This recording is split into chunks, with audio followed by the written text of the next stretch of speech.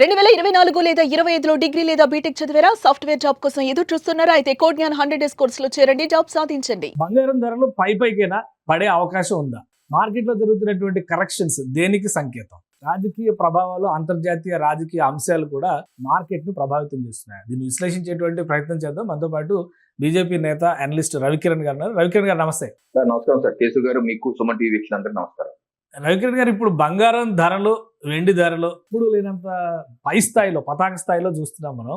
రకరకాల అంశాలు వస్తున్నాయి. ఒకవైపు European union free trade agreement వస్తుంది. సో అమెరికాది కొంత పెండింగ్ లో ఉందనేది కనిపిస్తుంది. మార్కెట్ పైన ఇంత స్థాయిలో బుల్ రన్ అనేది జరగడానికి అసలు రీజన్ ఏంటి? తగ్గేటువంటి అవకాశం, వెనక్కి వచ్చేటువంటి అవకాశం ఏమైనా ఉందా? ముందుగా బంగారంకి రాకముందండి, యూరోపియన్ యూనియన్ అయితే 2 దశాబ్దాలుగా యూరోపియన్ యూనియన్ 27 యూరోప్ దేశాల యొక్క సమాఖ్య. అవును. ఒక 50-60 కోట్ల మంది జనాభా ఉన్నారు. అంటే అమెరికా కన్నా ఎక్కువ జనాభా ఉన్నారు. అలాగే ఎక్కువ ఆదాయం, పర్ క్యాపిటల్ ఇన్కమ్, ఎవరైతే వ్యక్తి యొక్క ఆదాయం ఉంటుందో తలసరి అది ఆదాయం చాలా ఎక్కువగా ఉంటుంది. తలసరి ఆదాయం చాలా ఎక్కువగా ఉన్నటువంటి కొంచెం రిచ్ దేశం, సంపన్న దేశం. సో అటువంటి దేశంకి తో వాణిజ్య ఒప్పందం చేసుకోవాలని చెప్పి గత 20 సంవత్సరాలుగా జరుగుతున్న చర్చలు సఫలం కాలేదు. ఎందుకంటే యూరోపియన్ యూనియన్ కూడా ఎక్కువ అమెరికాకి దగ్గరగా ఉంటది. అలాగే వాళ్ళ యొక్క దిగుమతులు కూడా పూర్తిగా చైనా మీద ఆధారపడిపోయి ఉన్నారు. సో మాకు వేరే ప్రత్యామ్నాయం అక్కర్లేదు అని కొంత అహంభావ ధోరణిలో ఉన్నమాట వాస్తవం. అయితే ట్రంప్ గారు రూపంలో మనకి ఒక చక్కటి మంచి జరిగింది. ఆయన ఏ రకంగా అయితే యూరోపియన్ దేశాలని వాయిస్తున్నారో, వాళ్ళ అసలు ఆత్మగౌరవాన్ని దెబ్బతీసే విధంగా టారిఫ్లు వేయటం కావచ్చు, తిట్టం కావచ్చు, వాళ్ళ యొక్క అధ్యక్షుల యొక్క పర్సనల్ చాట్లు కూడా సోషల్ మీడియాలో పెట్టడం, ఈ రకమైనటువంటి ఒక గూండాయిజం చూసేసరికి బెంబేలెత్తిపోయి యూరోప్ యూనియన్ ఈ రోజు ప్రత్యామ్నాయంగా ఒక మార్కెట్ మనకు కావాలి, అలాగే చైనా మీద ఆధారపడి ఉండకూడదు. కరోనా సమయంలో కూడా మనం చూసాం ఏ రకంగా ఇది అవుతుందో అని. ప్రత్యామ్నాయంగా భారతదేశానికి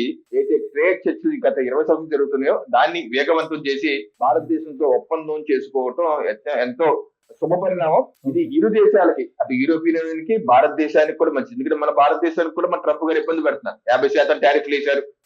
దాని వల్ల మన టెక్స్టైల్స్ కావచ్చు, ఫుట్వేర్ కావచ్చు, లెదర్ ఇండస్ట్రీ ఈ ఇబ్బంది పడుతున్నాయి. ఇది కార్మికులు ఎక్కువగా ఇన్వాల్వ్ అయ్యే ఇండస్ట్రీస్, ఎక్స్పోర్ట్స్, ఎగుమతులు కొంత తగ్గి ఇబ్బంది పడుతున్న మాత్రం వాళ్ళకి ఇప్పుడు ఈ రోజు మన ప్రత్యామ్నాయ మార్కెట్ యూరోప్ లోపల దొరికింది.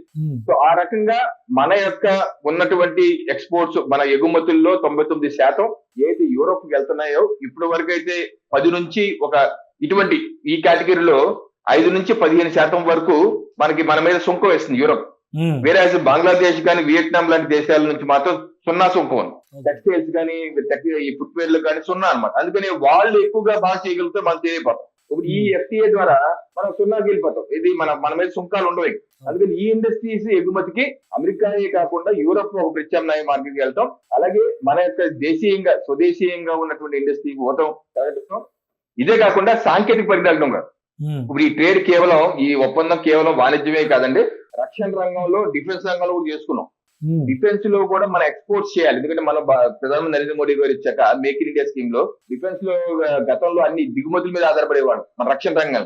ఇప్పుడు దిగుమతి కాదు, స్వదేశీయంగా అభివృద్ధి చేసుకుంటూ ఎగుమతులు కూడా చేస్తున్నాం. అలాంటి ఎగుమతులు పెంచే విధంగా మనకు నూతన సాంకేతిక పరిజ్ఞానం కూడా కావాలి. ఆ నూతన సాంకేతిక పరిజ్ఞానం యూరోప్ తో కలిసి అభివృద్ధి చేస్తాం, కలిసి ప్రొడక్షన్ భారతదేశంలో చేస్తాం. ఎప్పుడైతే కలిసి అభివృద్ధి ప్రొడక్షన్ చేస్తామో ఇక్కడ పరిశ్రమలు ఏర్పడతాయి, ఇక్కడ ఉత్పత్తి పెరుగుతుంది, ఇక్కడ ఉద్యోగ కల్పన, యువతకి మంచి జరుగుతుంది.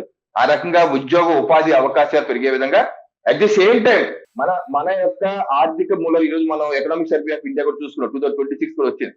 మనం ఏదైతే మన స్వదేశీ నినాదం ఉందో, ఆత్మ నిర్భర్ భారత్, స్వయం సమృద్ధి భారత్ ఉందో దాన్ని మనం కొనసాగించాలి. మన స్వదేశీ అంటే మన చుట్టుపక్కల ఉత్పత్తి చేస్తున్నటువంటి వస్తువులు, భారతదేశంలో ఉత్పత్తి చేసిన వస్తువులకే మన ప్రాధాన్యత ఇచ్చి కొనాలి. అలాగే స్వదేశీ ఏదైనా సరే భారతదేశంలోనే మనం ఉత్పత్తి చేసే విధంగా, దిగుమతుల మీద ఆధారపడకుండా.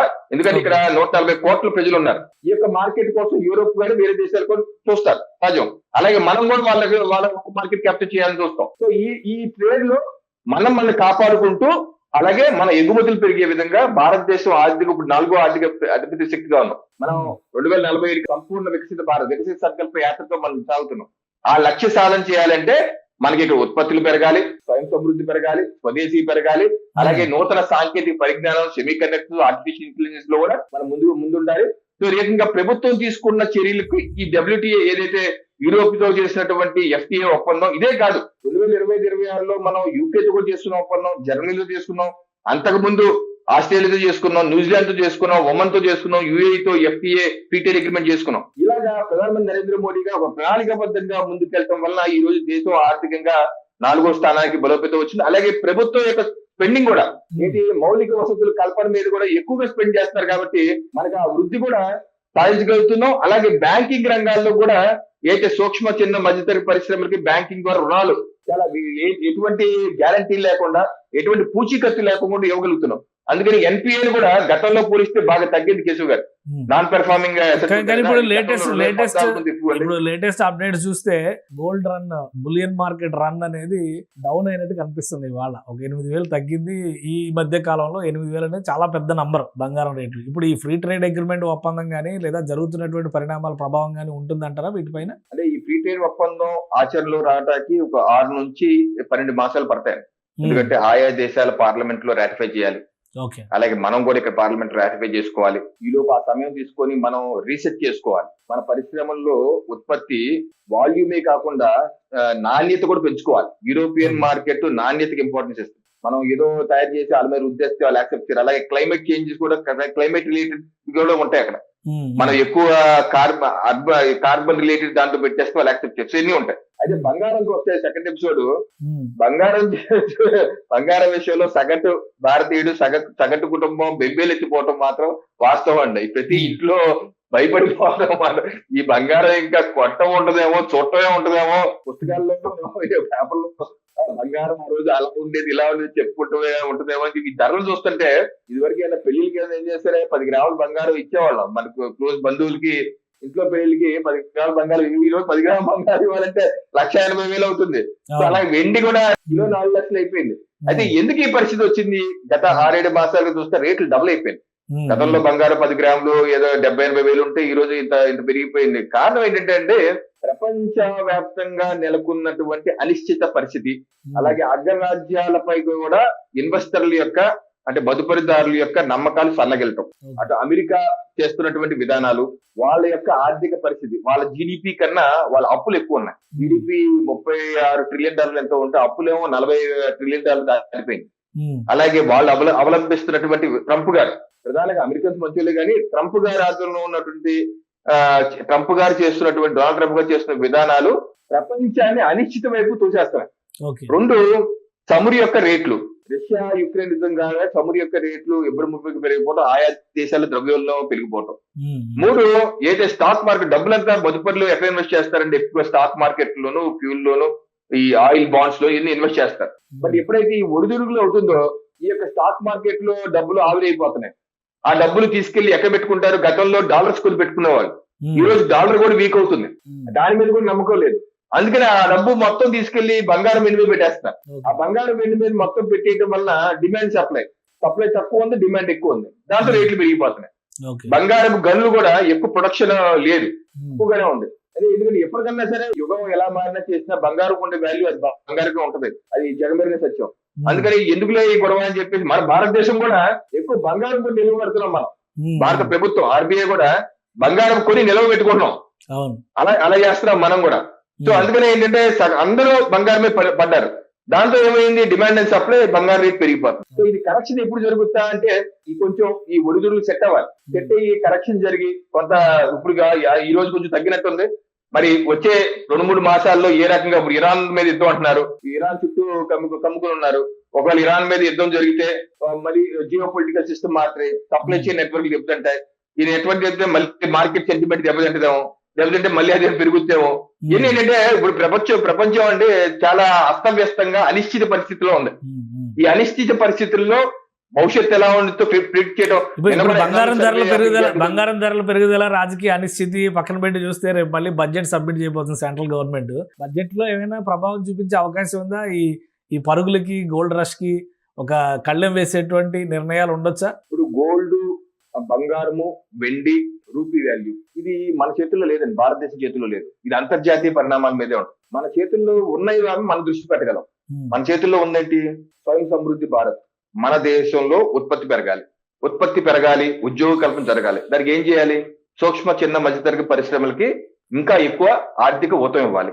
వాళ్ళు అవి ఇంకా ఎక్కువ పెట్టినట్టు ప్రజల్ని మనం మోటివేట్ చేయాలి. స్టార్టర్స్ ఇంకా ఎక్కువ రావాలి. ఎంటర్‌ప్రెన్యూర్ ని అభివృద్ధి చేయాలి. ఇంపోర్ట్ R&D, డ్యూటీస్ తగ్గిస్తే బంగారం ధరల పైన కూడా కొంత ప్రభావం వెసులుబాటు రావచ్చు అని ఒక విశ్లేషణ నడుస్తుంది. అలాంటి అవకాశాలు ఎవరు ఉంటాయా? కేంద్ర ప్రభుత్వం కన్సిడర్ చేసే అవకాశం ఉందా? ఇది ఎంత తగ్గించినా స్వల్పంగా అవుతుందండి. ఇది అంతర్జాతీయంగా వస్తున్న ఒడిదుడులు ఏదో టెంపరీ రిలీఫ్ వస్తుంది కానీ అంతర్జాతీయంగా మనం కంట్రోల్ చేయలేం కదండి. అంతర్జాతీయ ఆయిల్ మనం ఎక్కడ కంట్రోల్ చేస్తాం, అంతర్జాతీయ యుద్ధాలు మనం ఎక్కడ కంట్రోల్ చేస్తాం, ట్రంప్ ని ఎక్కడ కంట్రోల్ చేస్తాం, మనం కంట్రోల్ చేయలేం కదా. కొంత రిలీఫ్ స్వల్ప విరామం మాత్రమే అంటారు. ఇప్పుడు తగ్గడం అనేది స్వల్ప విరామం మాత్రమే అంటారా? ఇప్పుడు బంగారం రేటు మన కృత్రిమంగా తగ్గించిన, రూపీ వాల్యూ బలపడటానికి మన కృత్రిమంగా చేసిన అది కృత్రిమమే, స్వల్పమే. రూపీ వాల్యూ కూడా అంటే మన చేతుల్లో ఉండదు.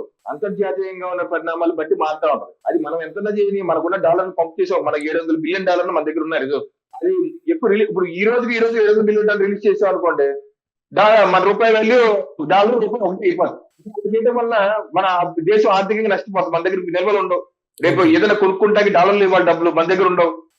అది మళ్ళీ అప్పుడు వరకే టెంపరీగానే మళ్ళీ 15 రోజుల తర్వాత మళ్ళీ పెరిగిపోతుంది. అందుకనే ఇటువంటిది ఇప్పుడు మొన్న ఏం చేశారు, రూపీ 92 రూపీస్కి వెళ్తే ఆర్బీఐ ఇంటర్వ్యూన్ చేసి ఇలాగ డాలర్ కొంచెం అమ్మారు. అది వెంటనే 91.9కి వచ్చింది. అది 10 పైసలు తగ్గింది.